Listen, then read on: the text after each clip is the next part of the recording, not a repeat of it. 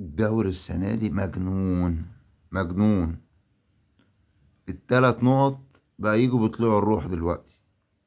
يعني ال3 نقط بقوا صعبين أوي، صعبين أوي.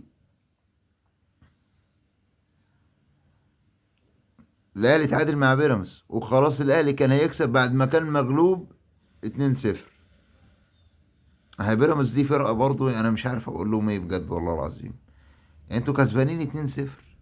مطرود منكم لاعب أحمد توفيق بسبب التهور، أحمد توفيق ولاعب متهور. ايام ما كان برضو عندنا في الزمالك كان لاعب غشيم برضو، واحمد سامي اللي عندكم ده برضو لاعب غشيم. يعني انا مش عارف، كسبانين 2-0 مش عارفين تحافظوا على المكسب في 4 دقايق، في 4 دقايق يتعادلوا معاكوا وخلاص كانوا هيكسبوكوا لولا البت ايمان حطيتها في العارضة وضيعت ضربة الجزاء. طب ماشي، التعادل ده في مصلحتكم.